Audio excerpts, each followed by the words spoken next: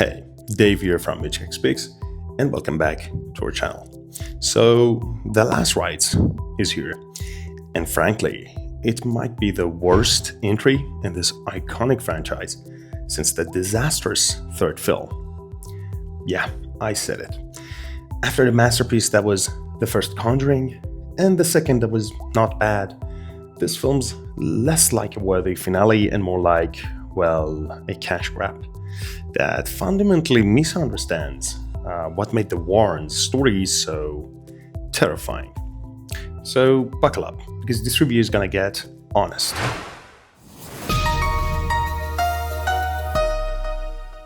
So, what's it about this time? We are back with Ed and Lorraine Warren tackling the infamous Smurl family haunting, one of the most brutal and well-documented cases in their files. The Smurls are terrorized by a vicious demonic presence in their Pennsylvania home. Simultaneously, the Warrens are dealing with their own family drama, particularly their daughter, Judy, feeling the pull of her parents' dangerous work and preparing for her own life with her fiancé. The film tries to weave these two, threads together: the external horror of the Smurl case and the internal struggles of the Warrens, culminating in a confrontation that, well, we'll get to that. Before we move forward, I need to tell you that the real Smurl haunting was genuinely one of the most brutal and terrifying cases the Warrens ever investigated. Far darker than what this film showed. I actually, dive deep into the true story behind all the Conjuring cases, especially The Last Rites, in another video you can add to your watch list right after this one. It is linked right here. Alright, let's dive into why The Last Rites left me so disappointed. Strap in. Remember how the first Conjuring masterfully built tension? It took its time, immersing you inch by inch into that farmhouse's oppressive atmosphere. You felt the dread accumulate, but The Last Rites, it hits the gas pedal hard. We're barely 5 minutes in before, boom, major scare. It feels frantic, not deliberate. This needed to be a slow burn in my opinion, maybe even 3 hours long because the movie's already 2 hours. To truly actually immerse us in both the Smurl family's escalating terror and the unsettling developments with Judy.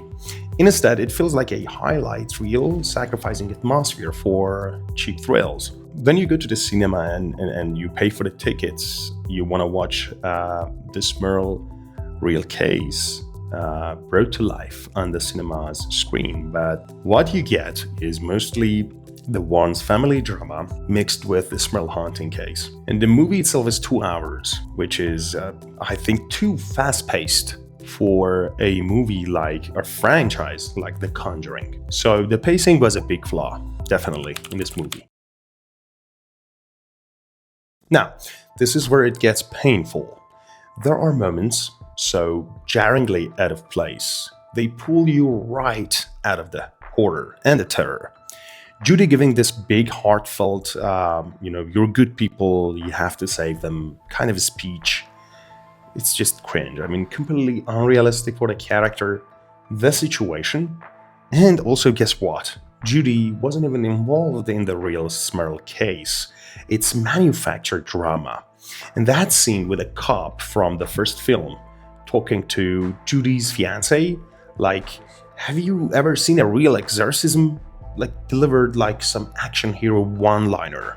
No, this isn't Superman, this isn't Batman. This is supposed to be grounded in the terrifying reality of demonic oppression. These shallow, badass lines, destroy the gravity of the real horror. It's insulting to the source material and the audience.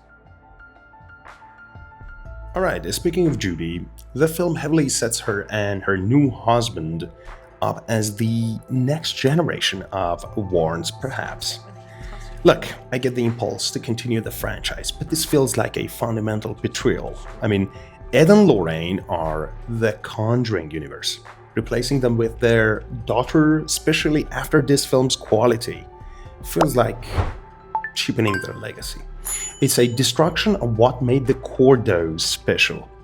If this is the future, it's a bleak one, for sure. So, the demons here? No.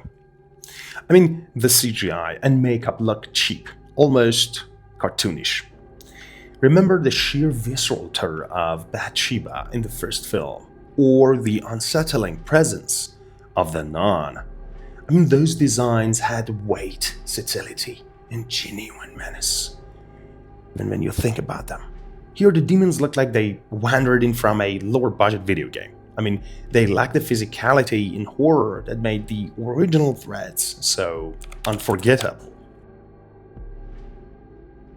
There are moments of genuine fear, to be honest, but the creativity is not there. I mean, it leans heavily on tricks from the first film. Most notably, the extreme close-up on Lorraine's face as she senses evil or a presence, used once in the first film, I mean, first Conjuring, maybe once or twice.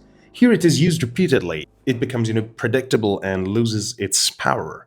The scares, feel recycled, not innovative, diluting their impact each time.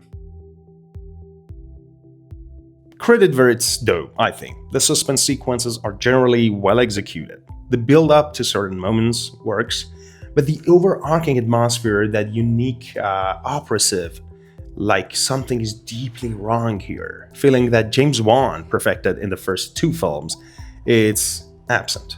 Maybe present in few scenes.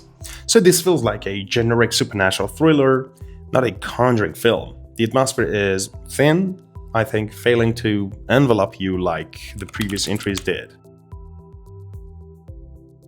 Okay, this one just, baffles me. Judy senses a demonic presence. What does her mom, Lorraine Warren, seasoned demonologist, the woman of God or something? She tells her kid to pray or recite something from Bible. No. She tells her to sing a nursery rhyme or a kid's song, I'm not sure.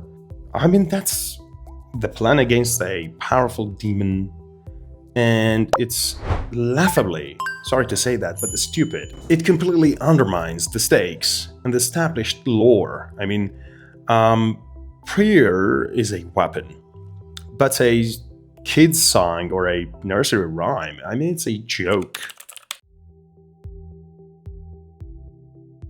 So this one's the film's biggest structural flaw, I think. The Smurl haunting is legendary, brutal, terrifying, a cornerstone of the Warren's career. It deserved to be the sole focus. Instead, the movie dedicates enormous screen time to the Warren's family dynamics, Judy's fears, her relationship, and her future. So, look, exploring the cost on the Warrens is valid, but not at the expense of the main case. This film, this family drama should have been its own movie, in my opinion. Here, it sidelines the very horror the audience came to see, making this Smurl, ordeal feel like an afterthought. But amidst the mess, Patrick Wilson and Vera Farmiga remain anchors. I mean, they deliver committed, solid performances as Ed and Lorraine Warren. They bring professionalism and emotional weight, even when the script lets them down. And in my opinion, they deserve better material, but they do their best. And again, the demons, in some scenes they laugh or smirk. I mean, they smirk while tormenting the family. This is a catastrophic tonal error. Think back to the sheer horrifying seriousness of The Father in Amityville Horror, for example. Everybody, I think, have watched it. Or the malevolent focus of Bathsheba in Conjuring 1. Demons in the Conjuring universe are forces of pure, terrifying evil, making them laugh or smirk, act like casual villains, turns them into cartoon bad guys. It dilutes the horror immensely, in my opinion. Smiling works in psychological horror like Smile or The Shining because it's unsettlingly human. But in supernatural horror like this, it just makes the threat feel less real and less scary. It's a, I think, fundamental misunderstanding of the genre's tone. Michael Chavez is a very good director, but this one, or I'm not sure, maybe the screenwriter or the people behind the movie, they made a very bad choice by this. I mean, the psychological horror movies, they can have this kind of smiling, laughing while doing the wrong things, but in supernatural movies, you see less of that. To be honest, there are elements like blood and smirking that are elements of psychological horror movies, but The Conjuring has never been a psychological horror. It has been a demonic horror and a supernatural horror in which elements of blood and even smiling and smirking is redundant. The last, but not least, is the plot holes are gaping. We're built up to believe there is this incredibly powerful demon responsible for driving the Warren's priest friend to suicide. Lorraine repeatedly, senses its immense power. We even see its hand on Judy's shoulder. So, what's the big reveal in the end? It was mostly a mirror. The demon was the mirror, and the Warrens were running from fears in their own minds. After all that build-up, the main antagonist is essentially a haunted object trope, and the resolution feels like a cheap psychological twist that doesn't fit the established supernatural threat. It's unpersuasive, in my opinion. You can disagree. Anticlimactic and frankly stupid. It betrays the entire premise. Again, I want to compare it to Conjuring 1 and even 2.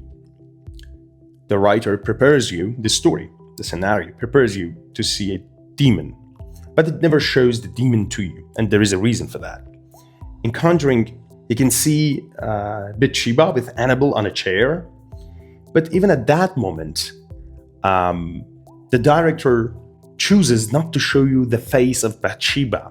This makes the demon, the antagonist, even more powerful. It means that you are not even allowed to see her face. She's way more than that. So that's what James Wan did. But in The Conjuring 4, the ending especially, first of all, you don't see a demon. They created this story, this scenario that this demon is very powerful. It made the priest kill himself. And so it is present everywhere. And so it is very powerful. And so they did this almost okay. They created that kind of powerful antagonist for you that you can't see its face. But in the end, it was the mirror. Where is the payoff? No payoff. Or even if that is the payoff, a very weak one. It was like teaching us that the true evil is inside our own selves. Thank you for the lesson. And it was less of a postmodernist kind of lesson or ending in a movie, but it's still not persuasive and I think, very bad ending. You can disagree and tell me why, because I didn't like the ending at all. It was a complete disaster and a disappointment. For me, at least. So, The Conjuring, The Last Rites, it has moments, to be honest, let's be fair. Some decent suspense jump scares, solid lead performances, and a good movie in general. But let's be brutally honest, this feels like another cash grab. It fails spectacularly as a satisfying conclusion to the Warren saga. Definitely. Patrick Wilson and Vera Farmiga deserved a far better send-off than this muddled, tonally inconsistent and often, sorry to say that, laughable film. For me, the first Conjuring remains untouchable, and a huge reason, I think, is James Wan. His mastery of atmosphere, pacing, and genuine dread is sorely missed here. Michael Chavez, while a very good director, just doesn't capture that magic. So what did you think of The Conjuring, The Last Rites? Did it ruin the franchise for you too, or did you find something to enjoy? Sound off below. If you want more deep dives into horror, hit that subscribe button and like. Thank you for watching.